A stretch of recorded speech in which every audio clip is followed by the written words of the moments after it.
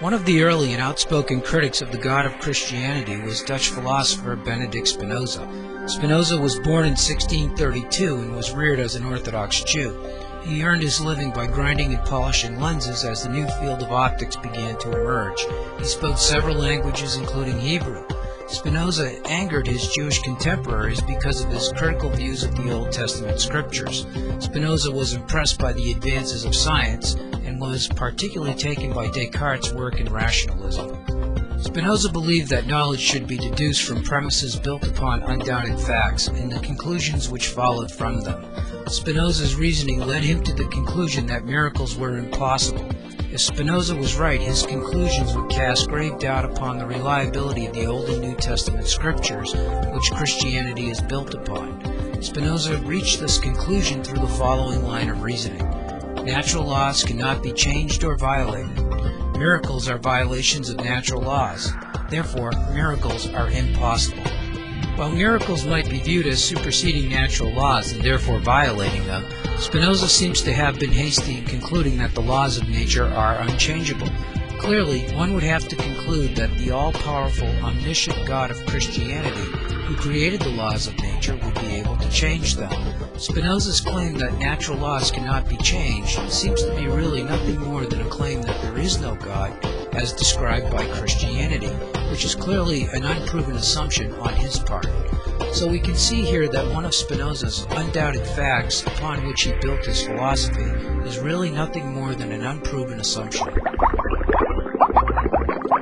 One of the most influential philosophers of the last 300 years was David Hume. Hume was trained as a lawyer but gravitated to philosophy in his early years.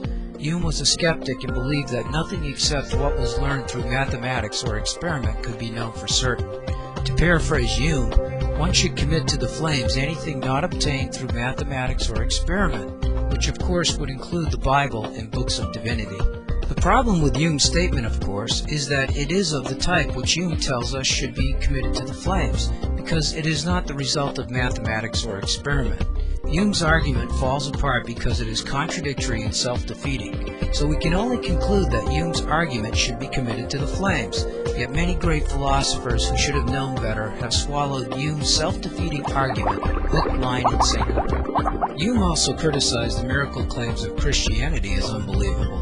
Maybe Hume had a better argument against miracles than Spinoza. Well, maybe not. You see, Hume's argument looks a lot like Spinoza's with some refinements. Hume's argument goes like this. Miracles are violations of natural laws. Natural laws are supported by unquestionable evidence. A wise person believes what is best supported by the evidence. Therefore, the proof against miracles is overwhelming. The problem with Hume's argument is in the second and third premises, which imply that mountains of evidence support the unchangeableness of natural laws, and no evidence supports miracles. What Hume is doing here is dismissing the evidence that does exist about miraculous events, recorded by multiple witnesses in the Old and New Testaments, without presenting any proof that the authors of the scriptures were lying. Given Hume's disposition for skepticism, it seems hypocritical for him to make claims that are unquestionable. It seems Hume is a skeptic only when it suits his philosophy. Immanuel Kant was an influential and prolific philosopher who was a contemporary of Hume. Kant was greatly influenced by Hume. Kant's philosophy leads to the conclusion, we cannot know about God. In claiming this, Kant contradicts himself by claiming that he knows something about God, namely that we cannot know about him. Contradictions occur when two opposite claims are made about the same thing.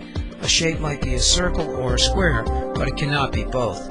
If Kant is correct that we cannot know about God, then it is not possible for him to know what he says he knows without contradicting himself.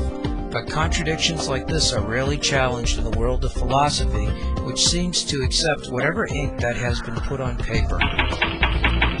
By the mid-1800s, atheistic philosophy reached its pinnacle in the writings of Friedrich Nietzsche, as he confidently proclaimed, God is dead. The Christian God has ceased to be believable. Two reasons are often cited by atheists in support of their beliefs. First, if God existed, he would have to be a self-caused being, or a being that brought himself into existence. But this is a hasty conclusion and overlooks the possibility that God could have always have existed in eternity before creation. and would therefore be uncaused. Atheists confuse and commingle the universe and eternity. The universe came into existence, and eternity did not. Only things that exist in time and space need a cause to come to be. God is in whatever existed before time and space were created. Since God is outside of space and time, he does not need a cause to exist in the time-space continuum. Atheists also argue that if God existed, there would be no evil, missing the point that a God who gives his beings free choice would necessarily have to allow evil to exist in the world for a time. God created beings that can make free choices. He did not create a planet filled with robots mechanically marching to his commands. Atheists miss the point that God may one day defeat evil. Just because it has not happened yet does not mean it never will. In fact, God promises that there will be a day of judgment.